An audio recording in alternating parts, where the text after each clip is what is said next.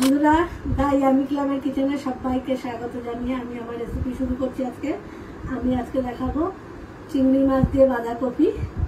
এখানে আমি একটা ছোট সাইজের বাঁধাকপি নিয়েছি।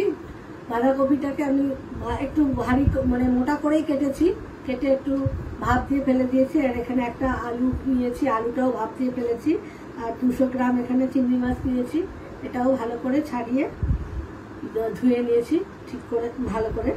আর এখানে নিয়েছি আদা 1 চামচ মতো, রসুন নিয়েছি তার থেকে একটু কম, এই 1 চামচের একটু কম হবে। আর এখানে একটা বড় পেঁয়াজ নিয়েছি। আর বাকি মশলাটা রান্না করতে করতে দেখিয়ে দেবো, আমার সাথে থাকুন, সম্পূর্ণ ভিডিওটা দেখতে থাকুন। ফ্রাইং প্যানটা গরম হয়ে গেছে, দিয়ে দিচ্ছি সরষের তেল। চিংড়ি মাছটা একটু নুন হলুদ মাখিয়ে নিচ্ছি।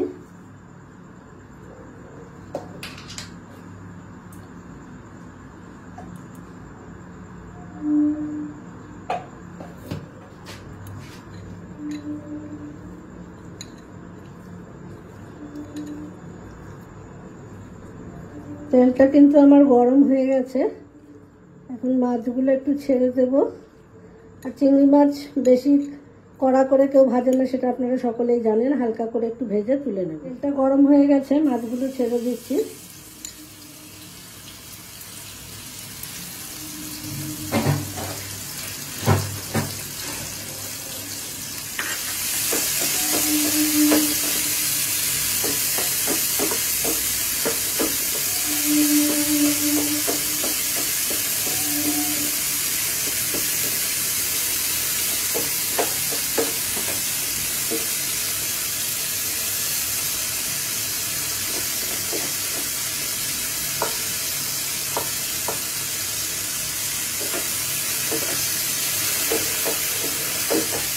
একটু হালকা ভেজে আমি তুলে নেব।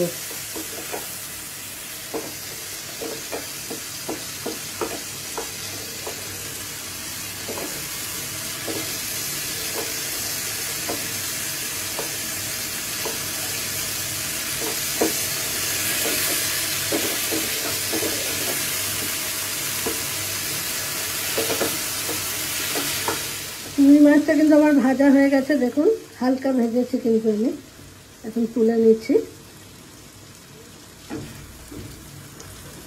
এবার আমি আলুটাকেও দিয়ে দিচ্ছি, আলুটাও একটু হালকা ভেজে তুলে নেব।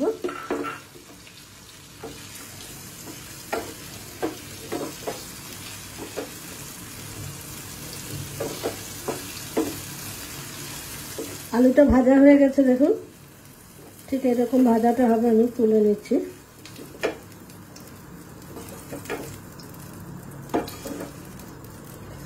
আপনাদের পরিমাপ বেশি থাকলে আলুর পরিমাপও বেশি দেবেন, কপিও বেশি দেবেন। আমি অল্প করেই করলাম, সেই পরিমাপেই আলুটা একটা দিয়েছি। বাঁধাকপিটা আমার ছোট্ট ছিল। আর একটু তেল অ্যাড করে দিচ্ছি এর সাথে, দিয়ে দিচ্ছি একটু 1/2 চামচ মতো জিরে সাদা, দিয়ে দিচ্ছি একটা শুকনো লঙ্কা, একটা তেজপাতা,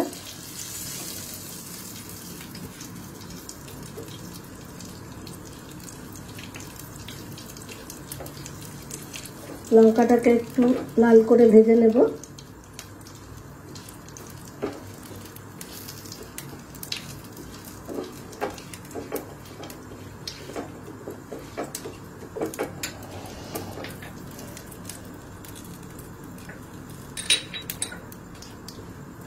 লঙ্কাটা ভাজা হয়ে গেছে, জিরেটাও একদম ব্রাউন কালার হয়ে গেছে, দেখতেই পাচ্ছেন। আমি এবার পেঁয়াজটা অ্যাড করে দিচ্ছি এর সাথে।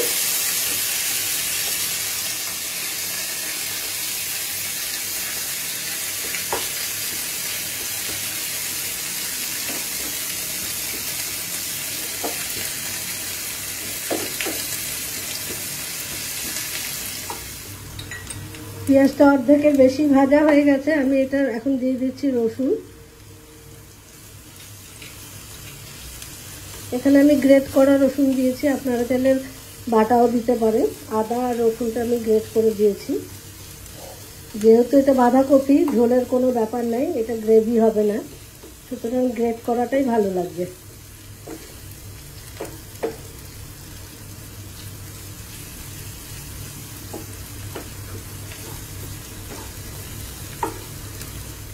দিয়ে দিচ্ছি আদা গ্রেট করা। রসুন আর পেঁয়াজটা ভাজা হয়ে গেছে, দেখতেই পাচ্ছেন। এখন আদাটাকে আমি একদম মশলার সাথেই কষিয়ে নেব, কারণ আদা বেশি ভাজা হলে ভালো লাগে না।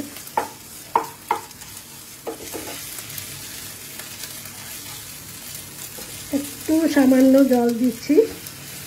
এখন মশলাটা দিয়ে দেবো যাতে পুড়ে না যায়।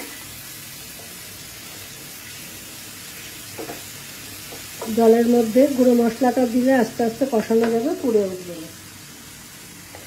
দিয়ে দিচ্ছি 1/2 চামচ জিরে গুঁড়ো, 1/2 চামচ হলুদ গুঁড়ো,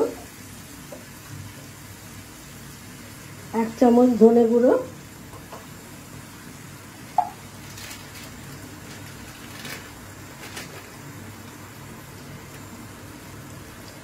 1/2 চামচ কাশ্মীরি লাল লঙ্কা গুঁড়ো। আমি এখানে 2টো কাঁচা লঙ্কাও ভেঙে অ্যাড করে দেবো।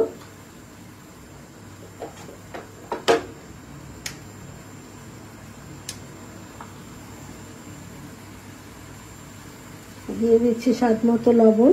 আমি সেদ্ধ করার সময় তখন লবণ ব্যবহার করিনি।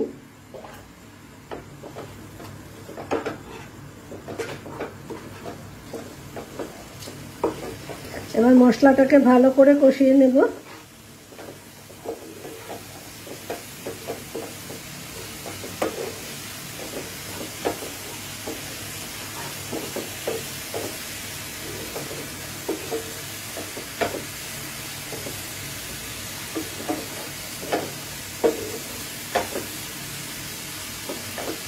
এই পর্যায়ে আমি কপিগুলোকে এখন ছেড়ে দিচ্ছি।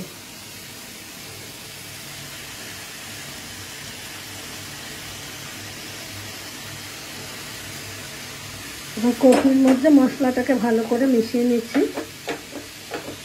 নিয়ে একটু ঢাকা দিয়ে দেবো।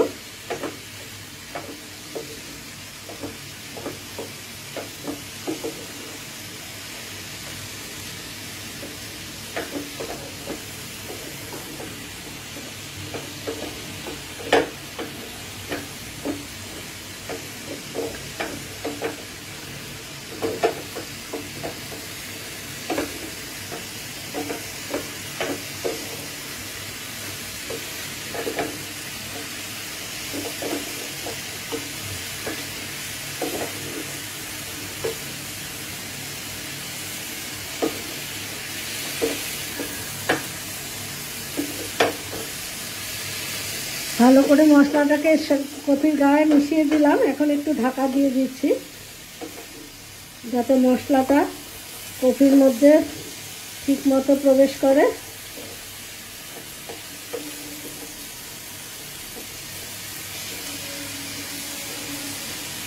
2-3 মিনিট বাদে আবার দেখাচ্ছি, আবার একটু নেড়ে দেব।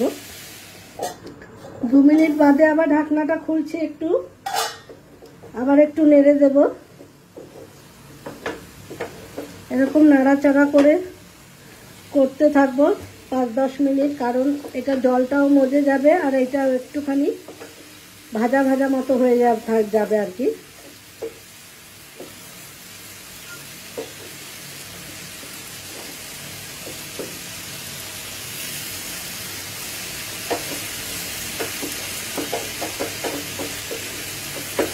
এখন আমি আলুটাকে অ্যাড করে দিচ্ছি।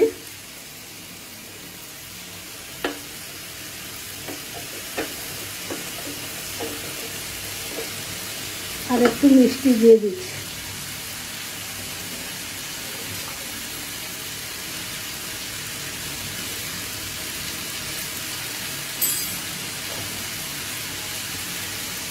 দিয়ে আবার একটু ঢাকা দিয়ে দিচ্ছি।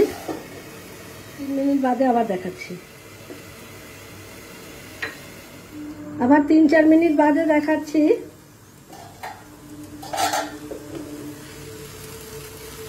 দেখুন কিভাবে সুন্দর ভাজা ভাজা হচ্ছে আর তেল ছেড়ে দিচ্ছে।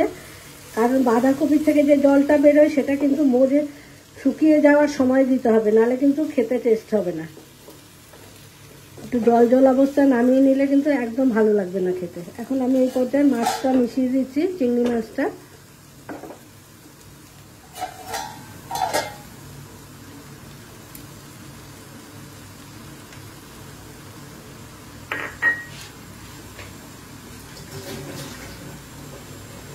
দিয়ে দিচ্ছি ওপর দিয়ে একটুখানি ঘি আর একটু গরম মশলা। এবার ভালো করে নাড়াচাড়া করে ঢাকা দিয়ে দেবো। দিয়ে স্ট্যান্ডিং টাইমে আবার 3-4 মিনিট রেখে আমি আপনাদের সামনে সার্ভ করব। এই মশলাটাকে মাছটাকে ভালো করে মিশিয়ে দিই।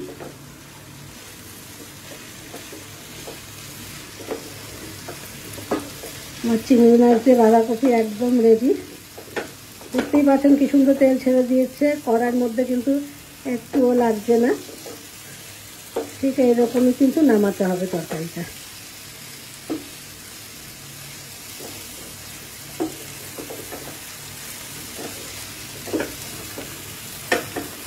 এখন আমি ঢাকা দিয়ে দিচ্ছি, এরকম লাল লাল হবে, হালকা লাল লাল ভাব হবে। এখন ঢাকা দিয়ে আমি স্ট্যান্ডিং টাইমে 2 মিনিট রেখে আপনাদের সামনে সার্ভ করছি। বন্ধুরা, চিংড়ি মাছ দিয়ে বাঁধাকপির তরকারি আমার রেডি। এটা কিন্তু রুটি ভাত সব কিছুর সাথেই ভালো লাগবে, খেয়ে দেখবেন।